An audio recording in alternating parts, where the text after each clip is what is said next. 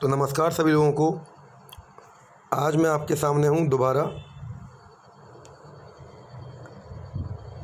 2018 दिसंबर में जो सीटेट का पेपर आया था उसकी चाइल्ड साइकोलॉजी और एनवायरनमेंट को लेके हम लोग बात कर चुके हैं।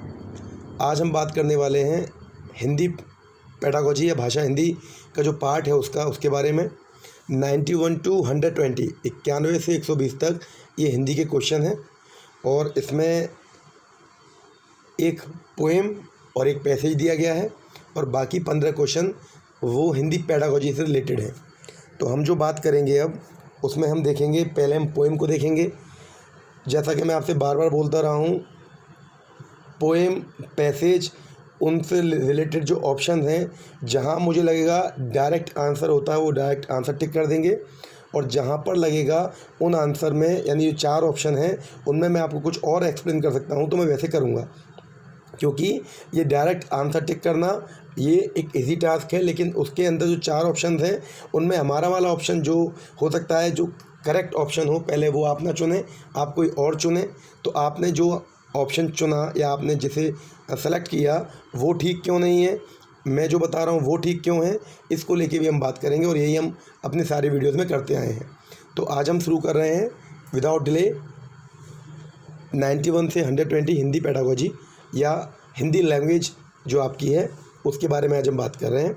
और ये दिसंबर 2018 का सीटेट का एग्ज़ाम पेपर है। ठीक, अभी हम एग्ज़ाम पेपर को ही सॉल्व करेंगे अच्छे वे में। तो यहाँ लिखा हुआ है, महत्वपूर्ण पढ़िए आप क्या लिखा हुआ है। लिखा ये हुआ है कि परीक्षार्थी भाग 4 प्रश्न संख्या 91 से 120 जो है प्रश्नों के उत्तर केवल तभी दें यदि उन्होंने भाषा फर्स्ट का विकल्प हिंदी चुना हो। तो ज़्यादातर लोग जो हिंदी को फर्स्ट लैंग्वेज चुनते हैं उन्हें ऐसे अटैम्प्ट करना है। कहीं ना कहीं मिस्टेक हो जाती है। वहाँ जहाँ भाषा फर्स्ट हिंदी लिखी है वो आपके लिए है, जहाँ पर भाषा सेकंड हिंदी लिखी हो वो उन लोगों के लिए है जिन्होंने अपनी पहली लैंग्वेज इंग्लिश को चुना है और दूसरी लैंग्वेज हिंदी को चुना है। क्योंकि ज़्यादातर बच्चे मैक्सिमम भाषा फर्स्ट हिंदी चुनते हैं, तो उनके लिए या उन लोगों को भाषा फर्स्ट हिंदी के क्वेश्चन सॉल्व करने हैं, तो उसी को हम लेके चल रहे हैं। ठीक है, पोएम दी हुई है एक, मैं पढ़ के बता रहा हूँ, उसके बाद हम इसके बारे में बात करेंगे और ट्राई करेंगे पोएम पढ़ते में हमें कितनी समझ में आ गई। क्योंकि कविता अगर आप हिंदी पढ़ते हैं या हिंदी आपकी समझ में आती है तो कहीं ना कहीं कई चीज़ें पोएम पढ़ते पढ़ते आपकी समझ में आ जाएंगी। पूर्व चलने के बटोही बाट की पहचान कर ले, है अनिश्चित किस जगह पर सरितगिरी गड्ढर मिलेंगे, है अनिश्चित किस जगह पर बागवन सुंदर मिलेंगे, किस जगह यात्रा खत्म हो जाएगी यह भी अनिश्चित, है अनिश्चित कब सुमन कब कंटकों के शर मिलेंगे, कौन सहसा छू जाएंगे मिलेंगे कौन सहसा, आ पड़े कुछ भी रुकेगा तू न ऐसी आन कर ले, पूर्व चलने के बटोही बाट की पहचान कर ले। ये पोएम जो आपके सामने कुछ पंक्तियाँ दी गई हैं, इंस्पिरेशनल पोएम है, प्रेरणादायक पोएम है। अगर आप देखेंगे तो आपको समझ में आएगा आराम से एक पंक्ति जब पढ़ेंगे। और क्योंकि ये हमें 5 से 7 नंबर दे रही है तो हमें ध्यान देना है थोड़ा। 1 2 3 4 5 6 क्वेश्चन हमसे पूछे गए हैं इससे रिलेटेड, तो 6 नंबर पूरे मिलने चाहिए। तो देखते हैं पहला क्वेश्चन क्या है। फर्स्ट क्वेश्चन है, कविता की पंक्तियों में यात्रा की किस विशेषता की ओर संकेत किया गया है। जो पंक्तियाँ दी गई हैं इनमें यात्रा की कौन सी विशेषता बताई गई है। कठिनाइयों की ओर चलना, सुखों की ओर चलना, अनिश्चितता की ओर चलना या साहस की ओर चलना।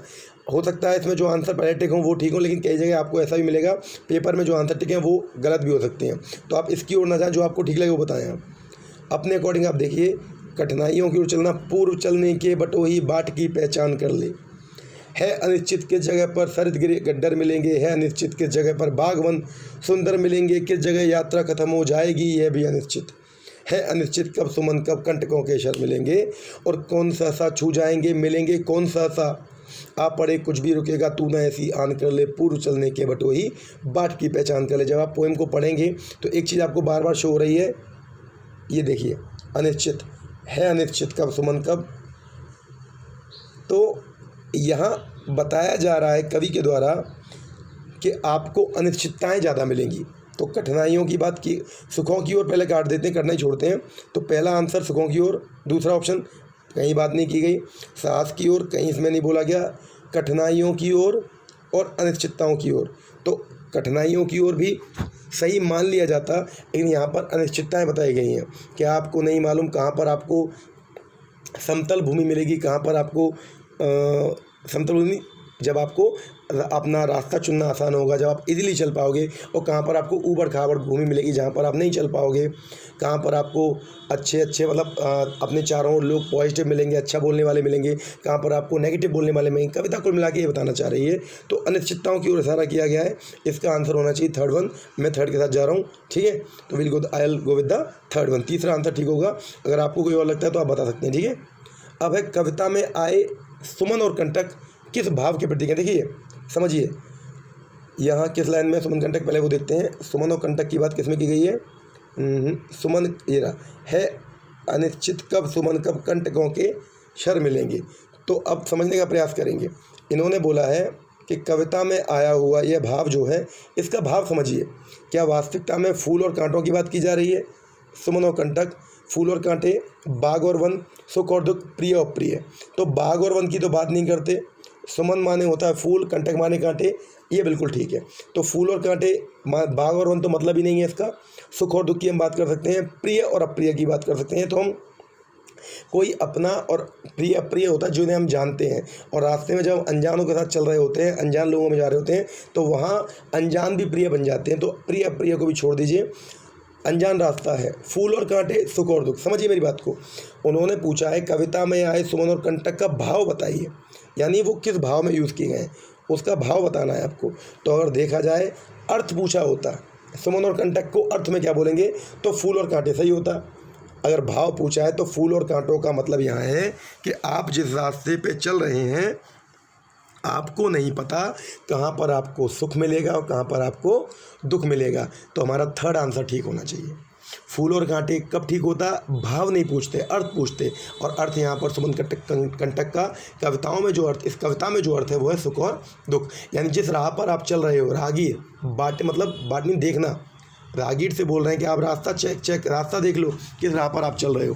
तो इसका मतलब सुख और दुख इसका होना चाहिए कि पता नहीं कहाँ पर सुख और दुख मिले, तो आपको इस पर विशेष ध्यान देना है। ये राहगीर से बोला जा रहा है, ठीक है। यानी राहगीर कौन? हम और आप सबके लिए कविता है। 93 की बात करूं, क्योंकि रियल में देखा जाए तो जिस रास्ते में हम चल रहे होते हैं वहाँ हमें नहीं मालूम क्या मिलेगा, क्या कभी कंडीशन फेवरेबल होंगी, कभी फेवरेबल नहीं होंगी, कभी उतार चढ़ाव होंगे। तो वो सारे उतार चढ़ाव, वो सारी परेशानियाँ, आपको घबराना नहीं है। कुल मिला के मैसेज ये देना चाह रहे हैं, सुख और दुख ये लाइफ का चरण है, ये आपको मिलेंगे और ये आते हैं। ये बात रही कि किसी के जीवन में कहीं कंटिन्यू सुख चलता रहता है फिर दुख आता है, और किसी के जीवन में कंटिन्यू दुख चलता रहता है फिर सुख आता है, पर आना दोनों का लाजमी है। अगली बात करते हैं 93 वाले की। कविता की पंक्तियों में कवि व्यक्ति को किस बात की प्रेरणा दे रहा है? हर स्थिति में साथ दिखाने की, पर्वतों को देखकर न डरने की, गहरी नदियों को देखकर न डरने की, हर स्थिति में आगे बढ़ने की। तो पर्वतों को देखकर ना डरने की बात कहीं नहीं हुई, कविता जब आप पढ़ेंगे नदियों को देखकर डरने की बात कहीं नहीं हुई। अब दो आते हैं, हर स्थिति में साथ दिखाने की, हर स्थिति में आगे बढ़ने की। तो अगर आपने कविता फोकस की होगी तो ध्यान देंगे। देखिए मैं आपको बताऊँ कहाँ पर, कौन सहसा छू जाएंगे मिलेंगे कौन सहसा, आ पड़े कुछ भी रुकेगा तू ना ऐसी आन कर ले। मतलब कुछ भी तेरे सामने रुकावट आ जाए पर तू नहीं रुकेगा, तुझे रुकना नहीं है, तुझे रुकना नहीं है। तो क्लियर ऑप्शन हमें मिल गया। यहाँ पर बोला है क्लियर कवि ने कि आपको हर स्थिति में आगे बढ़ना है। ये नहीं था, ये नहीं था, हम ऊपर वाले को देख भी नहीं रहे, हमारा आंसर फोर्थ हो गया, क्योंकि वहाँ कविता में डायरेक्टली हमसे बोला गया है हर स्थिति में आगे बढ़ना है, ठीक है। अगले की अगर हम बात करें, इस जीवन यात्रा में जो कवि ने बोला है, आप देखेंगे कुछ भी निश्चित नहीं है, सब कुछ निश्चित है, सब और मुश्किलें हैं, सब और सुख है।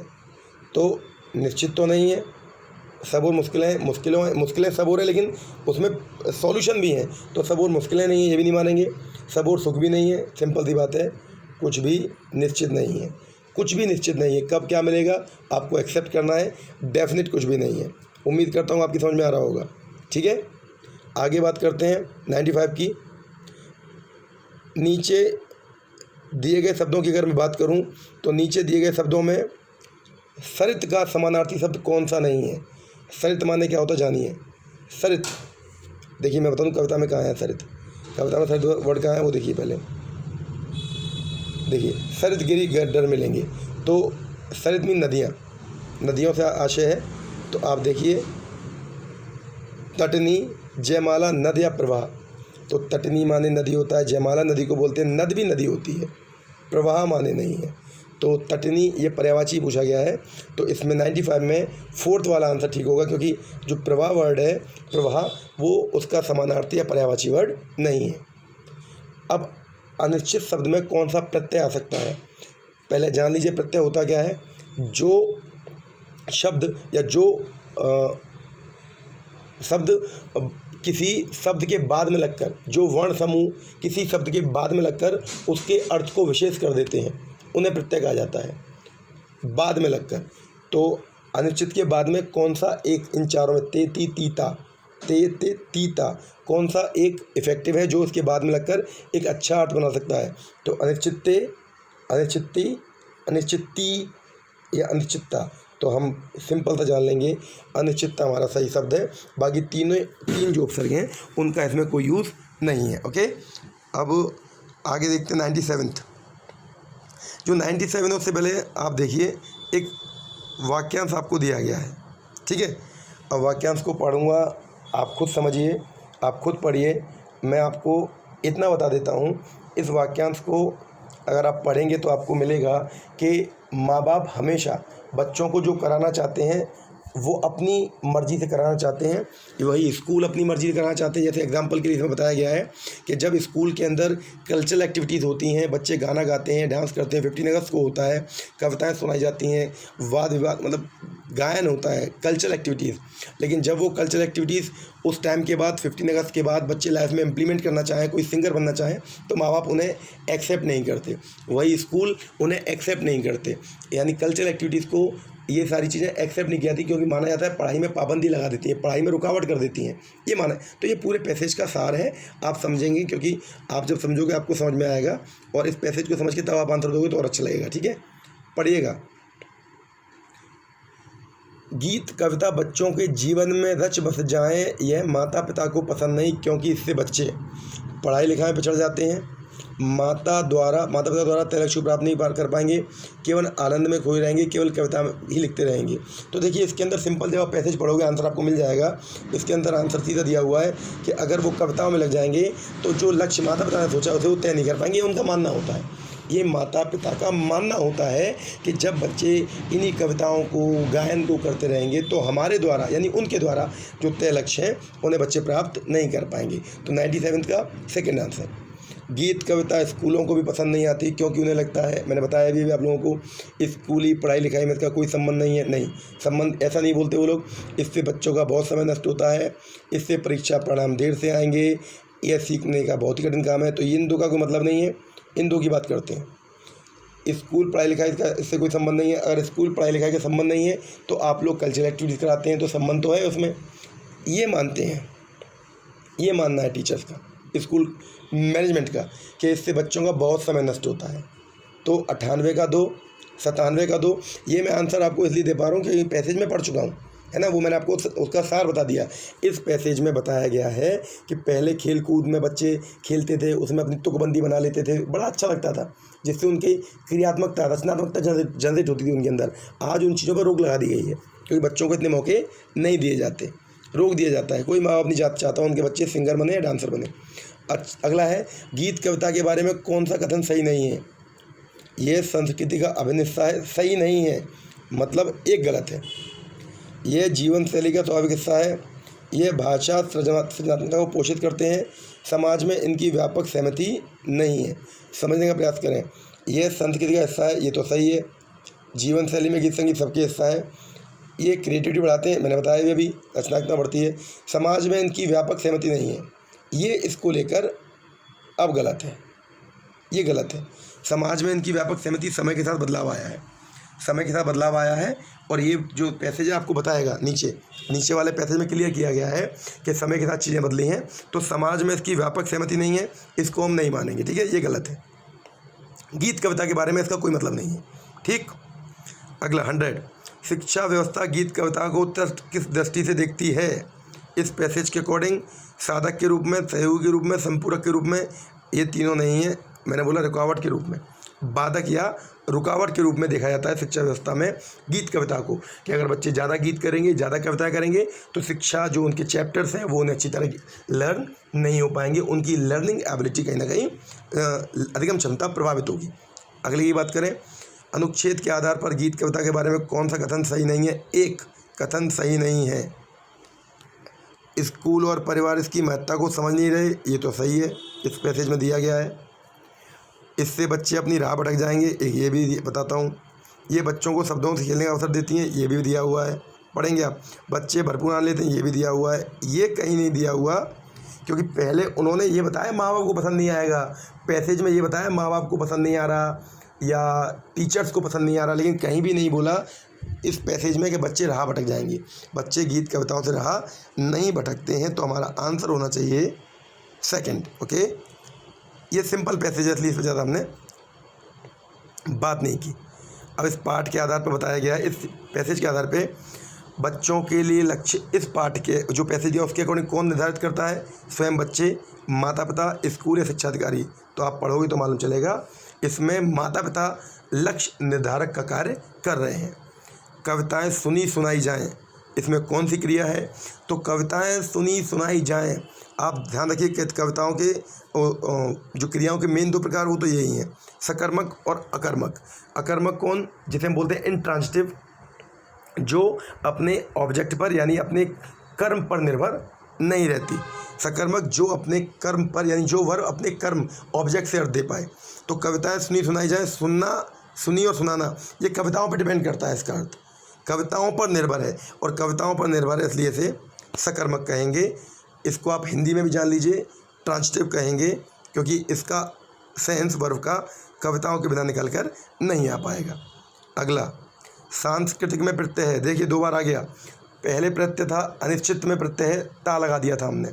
अब आपको देखना प्रत्यय आपके दिमाग में क्लिक हो गया होगा, जो वर्ण समूह या शब्द समूह किसी शब्द के बाद लगकर उसके अर्थ को विशेष कर देते हैं, उन्हें हम प्रत्यय बाद में लगने वाले, शब्द के बाद में लगने वाले प्रत्यय कहलाते हैं। तो सांस्कृतिक, टिक आप जब बोलोगे दिमाग में आएगा कृतिक, इक और का। अब तिक तो कहीं नहीं आ रहा, का कहीं नहीं आ रहा, दो शब्द आ रहे हैं, कृतिक और इक। तो जब आपने प्रत्यय पढ़ेंगे या पढ़े होंगे तो आप पाओगे कृत, कृतिक कोई प्रत्यय नहीं होता, इक प्रत्यय होता है। संस्कृति में जब इक वर्ड जुड़ जाता है तो सांस्कृतिक बन जाता है, इसलिए प्रत्यय आपका इक ठीक होगा, क्योंकि मैंने आपको क्या बोला, कृतिक कोई प्रत्यय नहीं है, तो आंसर हमारा होगा थर्ड वाला इक। प्रत्यय से रिलेटेड दो क्वेश्चन आ गए, शब्दों के आगे लगकर, उनके पहले लगकर जो अर्थ चेंज करते हैं, अर्थ को विशेष करते हैं, उन्हें उपसर्ग कहा गया है। शब्दों के बाद में लगकर जो शब्द अर्थ विशेष करते हैं उन्हें प्रत्यय कहा गया है। मंजूर का समानार्थी शब्द, ध्यान रखिए समानार्थी का मतलब होता है पर्यायवाची, पर्यायवाची बोलेंगे, पर्यायवाची।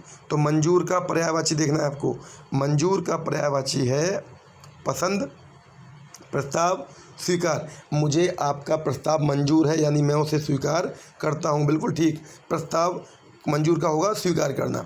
अगर आप सच बता रहा हूँ, पैसेज को बारीकी से पढ़ेंगे तो पैसेज से रिलेटेड 4 या 5 क्वेश्चन, 3 उसके व्याकरण से रिलेटेड क्वेश्चन आते हैं, तो 7 ऐसे करके 15 क्वेश्चन आपको हिंदी वाला पैसेज, हिंदी वाली कविता, गद्यांश सॉरी पद्यांश और गद्यांश जो आपका पैसेज है, ये आपको 15 नंबर देते हैं। बारीकी से ऑब्जर्व करोगे, सच में 15 में से 15 नंबर मिल सकते हैं।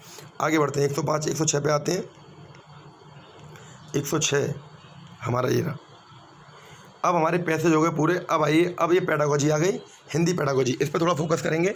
यहाँ अब आपको थोड़ा बिना पैसेज के दिमाग चलाना है, ठीक है। प्राइमरी लेवल पर, प्राथमिक स्तर पर हिंदी भाषा सिखाने के लिए सबसे अधिक ज़रूरी है, समझिएगा। आप प्राइमरी टीचर बनेंगे तो आपको बच्चे को हिंदी भाषा सिखानी है, सबसे महत्वपूर्ण। आप कैसे मानते हो? अपने अकॉर्डिंग सोचो। आप जो टीचर हो, आपको भाषा ज्ञान होना चाहिए, कक्षा में रंगीन पाठ्य पुस्तक होनी चाहिए, कक्षा में प्रिंट समृद्ध प्रवेश होना चाहिए, कक्षा में लिखित आकलन होना चाहिए। पहले मैंने बोला 2 कम को हटाते हैं, 2 कम मीन्स जो मिनिमम ऑप्शन आंसर के बीच में आ रहे हैं। तो कक्षा में लिखित आकलन भाषा समृद्ध में इतना इफेक्टिव नहीं होता, और कक्षा में रंगीन पाठ्य पुस्तकें, सिंपल पाठ्य पुस्तकें भी इफेक्ट डाल सकती हैं। अब बचता है भाषा शिक्षण का भाषा ज्ञान और कक्षा में प्रिंट समृद्ध प्रवेश। तो भाषा शिक्षक का भाषा ज्ञान समझ में आ गया। अगर आप हिंदी भाषा के टीचर हैं तो आपको अच्छी पकड़ होनी चाहिए भाषा के ऊपर।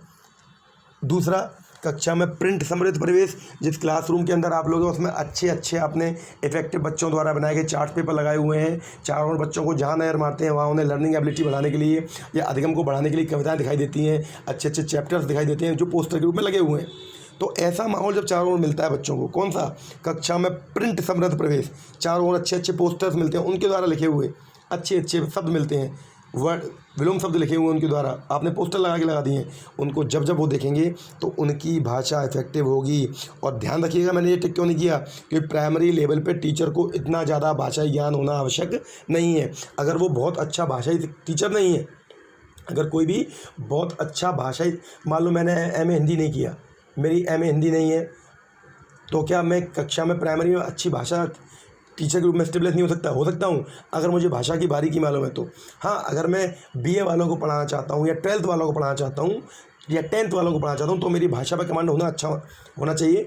प्राइमरी के बच्चों को आपकी भाषा पे कमांड बहुत अच्छी ना हो, मैं कह रहा हूँ बहुत अच्छी ना हो, बहुत अच्छी पकड़ ना हो, लेकिन अगर कक्षा का प्रिंट समृद्ध परिवेश है तो बच्चों को अच्छा लर्निंग होगा। फोकस कीजिएगा, ठीक है। अगला 107, बच्चे बोल चाल की भाषा का अनुभव लेकर विद्यालय आते हैं, इसका नेतार्थ, इसका अर्थ क्या है? क्यों आपसे बोला जाता है कि बच्चे बोलचाल की भाषा का अनुभव लेकर आते हैं? टीचर को क्यों जानना चाहिए? पहला, बच्चों को बोलचाल की भाषा न सिखाई जाए, बच्चों की बोलचाल की भाषा को सुधारा जाए, बच्चों के भाषाई अनुभवों का उचित प्रयोग किया जाए, बच्चों के भाषाई अनुभवों को कक्षा से बाहर रखा जाए। तो कक्षा से बाहर रखा जाए तो बिल्कुल बेकार है, ठीक है, कम कर रहा हूँ। दूसरा, बच्चों को बोलचाल की भाषा न सिखाई जाए, ये भी बेकार है। आप सोच रहे हो सीख के आएंगे।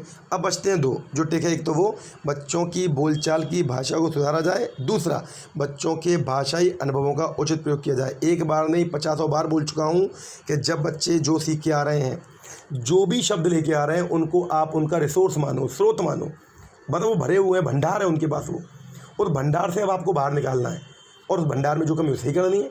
तो आप मानो बच्चों के भाषाई अनुभवों का उचित प्रयोग करो। ये मत मानो कि अरे तुम जो अपनी भाषा बोलते हो उसे नहीं बोलना चाहिए। अगर बच्चे, आप हिंदी भाषा वाले हो और अवधी बच्चे जो बच्चे आपको मिले वो अवधी बोलते हैं या कोई डिफरेंट लैंग्वेज बोलते हैं जिसको आप नहीं जानते, तो आप उन्हें रिसोर्स मानो, उन शब्दों को छुड़वा नहीं है, उनको उन शब्दों का सेंस देकर अपनी भाषा उनको दिखाओ। यानी उन शब्दों का सहारा लेकर जब आप अपनी भाषा सिखाओगे तो लर्निंग इफेक्टिव होगी। मतलब एग्जाम्पल के लिए मैंने पहले भी बताया था आपको, कोई बच्चा जब आपकी क्लासरूम में आया और मान लो वो हिंदी भाषी बच्चा है या मान लो उर्दू भाषी बच्चा है और वो किसी शब्द की इंग्लिश नहीं जानता, अब अंग्रेजी भाषा के टीचर हो तो आप उसकी भाषा के हिंदी शब्द को इंग्लिश में बोल के उस चीज़ को दिखा और दो, तो वो उसकी ज्ञान स्टेबल हो गया, अब वो परफेक्ट नॉलेज है उसके पास। तो बच्चों के भाषाई अनुभवों को कभी इग्नोर नहीं करना चाहिए, उसको सोर्स मानना चाहिए, रिसोर्स मानना चाहिए। ओके, अगले की बात करते हैं। भाषा सीखने सिखाने में आप किसे सबसे अधिक महत्वपूर्ण मानते हैं? समझिए मेरी बात को। कॉग्निटिव डेवलपमेंट, संज्ञानात्मक विकास, सामाजिक अंतःक्रिया, दृश्य श्रव्य सामग्री या बाल साहित्य। संज्ञानात्मक विकास का भाषा विकास में सबसे अधिक महत्व नहीं मानूंगा मैं, ठीक है। ऑडियो विजुअल एड्स, ये भी, बाल साहित्य, वैल्यूबल, चारों हैं सबसे अधिक महत्वपूर्ण। समझे मेरी बात। तो मैंने एक बार नहीं कई बार कहा है, जितना बच्चे को बोलने के अवसर मिलेंगे, बोलने के अवसर कहाँ मिलेंगे? समाज में। जितना वो इंटरेक्ट होगा, सामाजिक अंतःक्रिया करेगा, उतना वो अच्छा भाषी बच्चा बनेगा, अच्छी भाषा वाला बच्चा बनेगा। उसे भाषा के नए नए आयाम मालूम चलेंगे, नए नए शब्द मालूम चलेंगे। तो इसलिए सामाजिक अंतःक्रिया should be the right answer. Okay, सामाजिक अंतःक्रिया अपना आंसर जो आपको लगता है बता सकते हैं मुझे। 109 पे आ गए हम, धीरे धीरे चल रहे हैं। हिंदी भाषा शिक्षक का यह प्रयास होना चाहिए कि वे, आप हिंदी भाषी टीचर हो, क्या आपका प्रयास होना चाहिए? बच्चों की भाषा संबंधी सहज रचना शक्ति को बढ़ाने का अवसर दें, बच्चों की मातृभाषा के स्थान पर हिंदी भाषा को कक्षा में स्थान दें, बच्चों द्वारा मानक भाषा का ही प्रयोग करने के लिए अवसर दें, बच्चों को शिक्षाप्रद बाल साहित्य पढ़ने के लिए भरपूर अवसर दें। पहले मैं दो वो कम कर दूंगा जो बिल्कुल ज़ीरो हैं। पहला, बच्चों के द्वारा मानक भाषा का ही प्रयोग करने के अवसर दें, बिल्कुल गलत है। जो भाषा उनकी है वो भी बोलें, जो आपकी है वो भी बोलें, नई भाषा जो उनको मिले वो भी सीखें, तो ये गलत हो गया। उन्होंने दूसरे बोला बच्चों की मातृभाषा के स्थान पर हिंदी भाषा को कक्षा में स्थान दें, ये गलत है। कभी बच्चों की मातृभाषा छुड़वानी नहीं है। हिंदी, आपकी हिंदी मातृभाषा है, उनकी नहीं है, मान लो वो किसी और भाषा वाले हैं, आप जिस जोन में आते हो वहाँ हिंदी भाषा है, तो आप उनको क्या करो, उनकी मातृभाषा को छुड़वाओ मत, उनकी क्षेत्रीय भाषा को छुड़वाओ मत। गलत, ये बिल्कुल गलत है। हिंदी भाषा को प्रायोरिटी दो, लेकिन उनकी मातृभाषा के ऊपर मत दो, ठीक है। दो गलत। अब बचा 1 और 4। पहला, बच्चों की भाषा संबंधी सहज रचना शक्ति को बढ़ने के अवसर दें, या बच्चों को शिक्षाप्रद बाल साहित्य पढ़ने के भरपूर अवसर दें। ये गलत नहीं है, ये देना चाहिए, लेकिन सर्वोत्तम प्रयास ये है टीचर के तौर पर ये कि जो क्रिएटिविटी उनके अंदर है, जिससे उनकी भाषाई रचना शक्ति और बढ़ सकती है, ऐसे अवसर दो। खाली ब्लैंक पेपर दे दिया या ब्लैंक डायग्राम दे दिए और उस पर कहानी बनाने के लिए दे दी, इससे क्रिएटिविटी बढ़ती है बच्चों की। तो आपका प्रयास ये रहता है कि आप बच्चों को उनकी रचना शक्ति बढ़ाने के जितने अधिक अवसर हो वो दें। केवल पाठ के ऊपर डिपेंड ना करें, केवल चैप्टर्स के ऊपर डिपेंड ना करें। आप उनको नए नए तरीक़ों से भाषा डेवलपमेंट करो। उनके जो शब्द हैं, जिन शब्दों को वो अच्छी तरह जानते हैं, उनको यूटिलाइज़ करो बार बार, और उन शब्दों से नए शब्द सिखाओ। अगर आप नए शब्दों को पहले थोपोगे तो वो पुराने शब्द जो उनको आते हैं उनको यूज़ नहीं करोगे तो उनको बोर फील करेंगे, बोरिंग लगने लगेगा। तो आप क्या करो, आप उनको नए शब्दों को पहले सिखाओ, लेकिन नए शब्द जो सिखा रहे हो उसमें उन शब्दों को महत्ता ज़्यादा दो जिन शब्दों को पहले से जानते हैं, ठीक।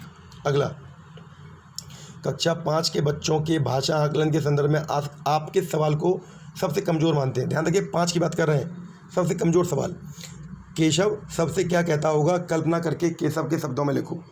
पहला, जहाँ कल्पना करना आ गया वो कमज़ोर तो नहीं होगा। एक सवाल सबसे कमज़ोर होगा, यदि इला तुम्हारे स्कूल में आए तो उसे किन किन कामों में परेशानी होगी।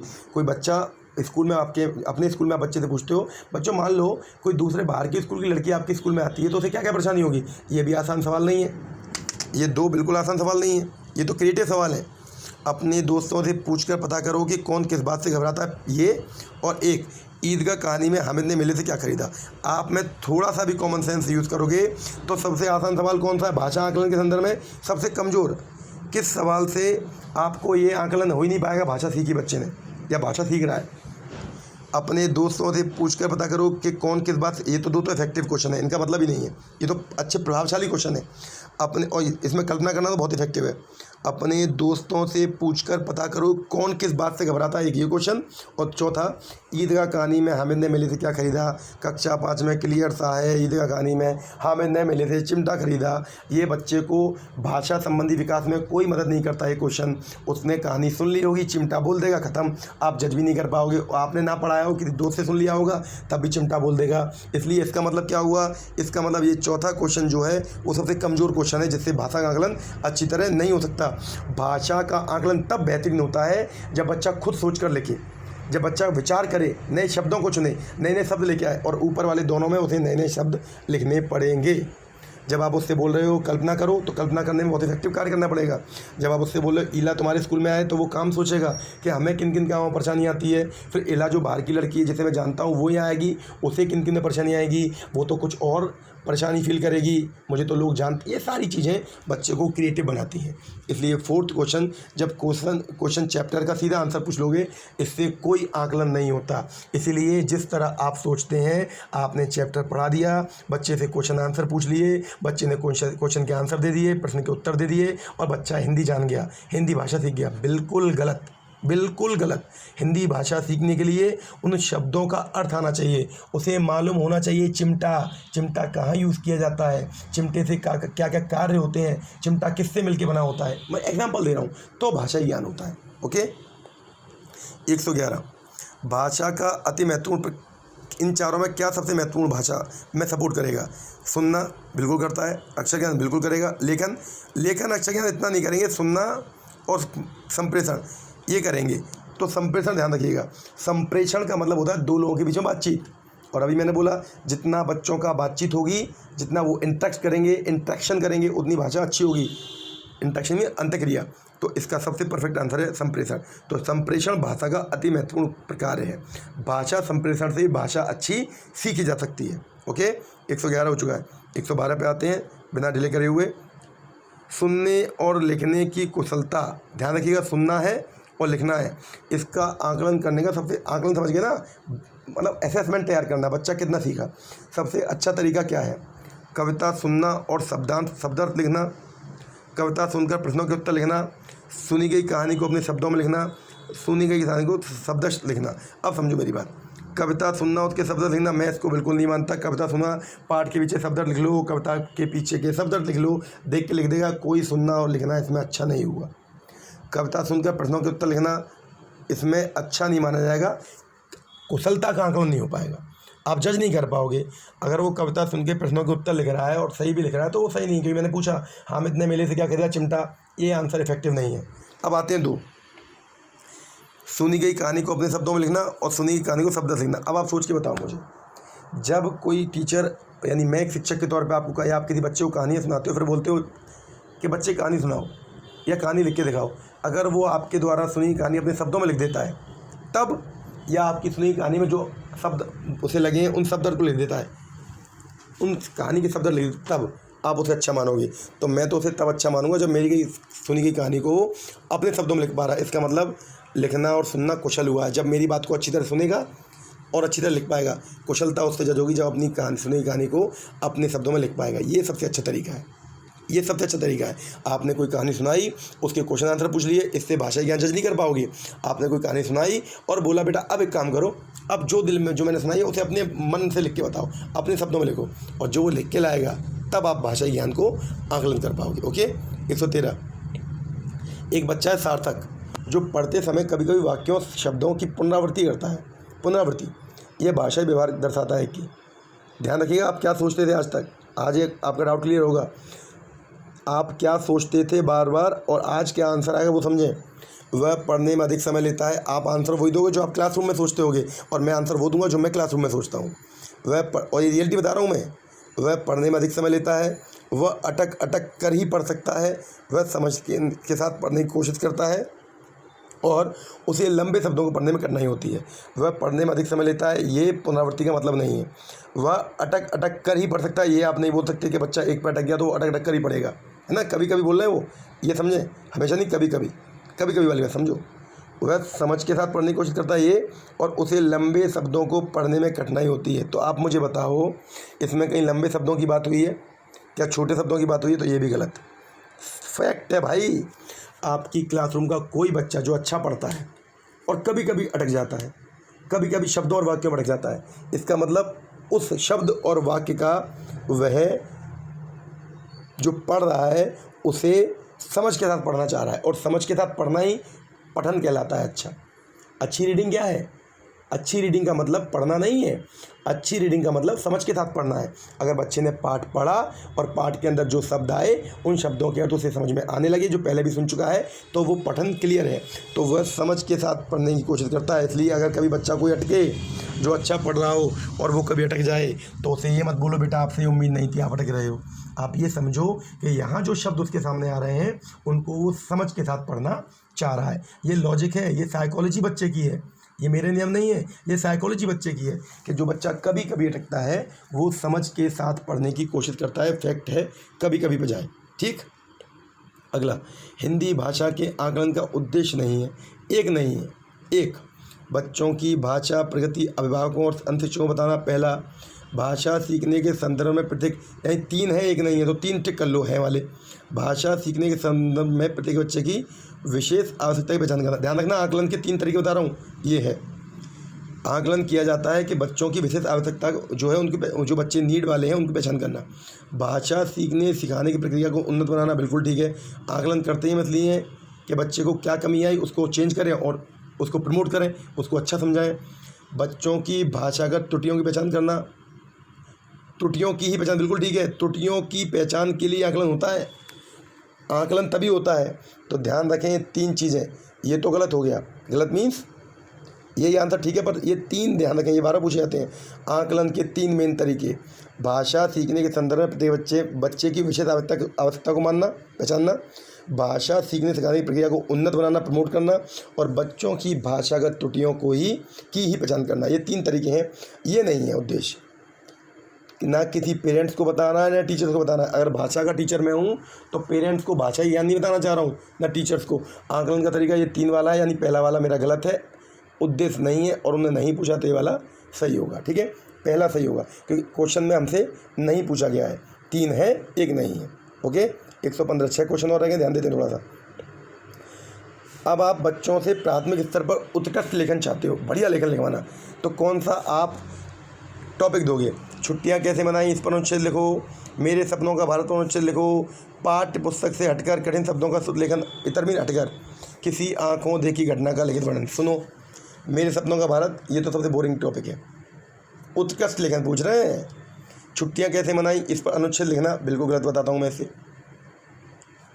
अब इसमें आप एक चीज़ समझो, पहले इसे मान लेता हूँ, और पाठ्य पुस्तक से इतर कठिन शब्दों का श्रुत लेखन, सुनकर लिखन, लिख कर मतलब लिखना उन्हें, तो ये भी, इन दो को छोड़ देते हैं।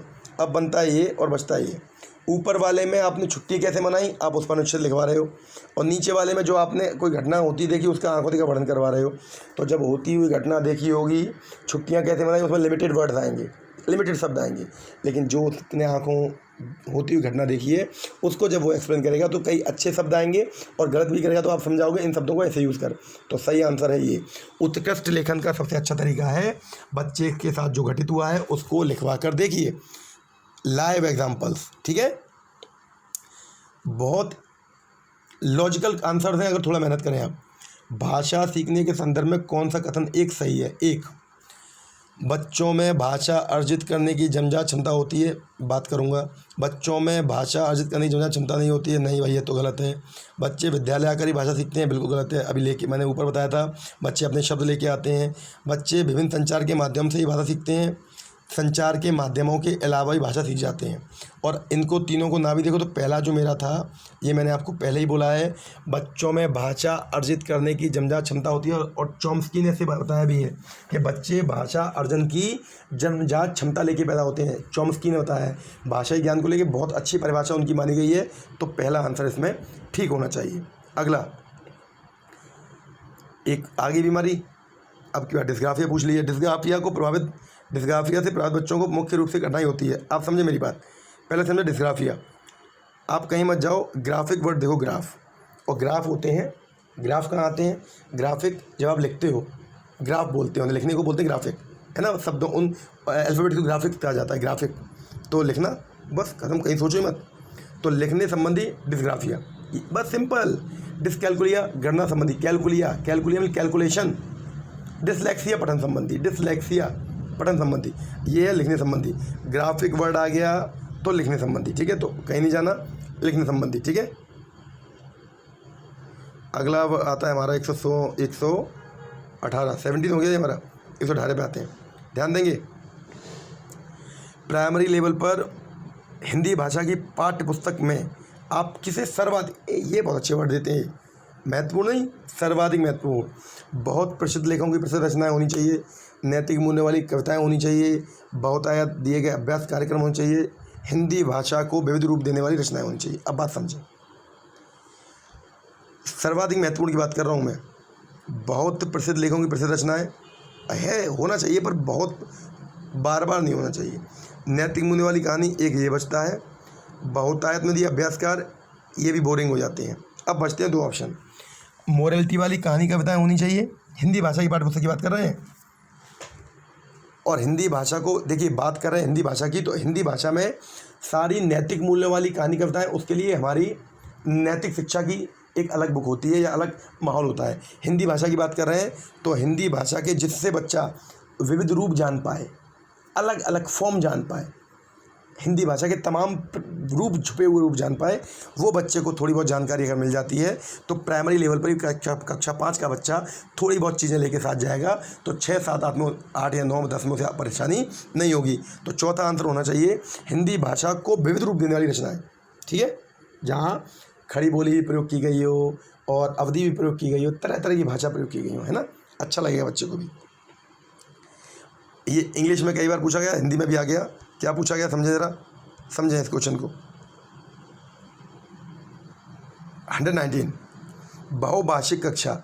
बहुभाषिक कक्षा का मतलब बता दूंगा आपको मल्टीलिंगुअल क्लास, और मल्टीलिंगुअल क्लास का मतलब बता दूंगा आपको जहां हर अलग अलग भाषा वाला बच्चा बैठा है। उसे आप किस रूप में देखोगे? शिक्षक के लिए जटिल चुनौती है, संसाधन के रूप में कार्य करती है, आकलन की प्रक्रिया को बाधित करती है, भाषा सीखने की प्रक्रिया को बाधित करती है। बाधित करना तो गलत कर दो, क्योंकि बहुभाषिक कक्षा कभी बाधित नहीं करती। आप जिस विद्यालय में जा रहे हो आपको नहीं मालूम, कोई हिंदी बोलने वाला होगा, कोई इंग्लिश बोलता होगा, किसी के माँ बाप गुजराती भी बोलते होंगे, मान लो बाहर रहते थे, यहाँ पर रहने आ गए वो, है ना, कोई ऐसे परिवेश में आ रहा हो जहाँ खड़ी बोली ठेठ बोली जाती होगी, तो ये आप भूल जाओ। अब चुनौती है, ये भी ठीक है, और संसाधन के रूप में कार्य कर सकती है। तो टीचर के लिए हमेशा कहा जाता है, शिक्षक के लिए, कि आप इसे रिसोर्स मानो, आप रिसोर्स मानो। आप ये मानो अगर आपको मल्टीलिंगुअल बच्चे मिले हैं तो आप नए नए शब्द सीखोगे और सिखाओगे, सब बच्चों को सिखाओगे, आप भी सीखोगे, उन्हें भी सिखाओगे। तो आप रिसोर्स मानो, परेशानी मानोगे तो अपनी भाषा नहीं सिखा पाओगे। उनकी भाषा से उनको जोड़ोगे। जैसे मैं अपनी बताऊँ, मैं आपको, मैं अवधी भाषा वाले बच्चों के बीच में बैठता हूँ, तो वो अवधी बोलते हैं। तो अब मेरे जो शब्द हैं वो हिंदी है और खड़ी बोली है, तो मेरी खड़ी बोली वो थोड़ा बहुत सीख गए हैं और मेरी खड़ी बोली के शब्द सीख गए हैं। उनकी अवधी के बहुत से शब्द मैं सीख गया हूँ, और मेरी जो नॉर्मल लैंग्वेज ना हिंदी है उसको भी वो सीख गए हैं। उनसे मुझे बहुत कुछ मिला है सीखने के लिए।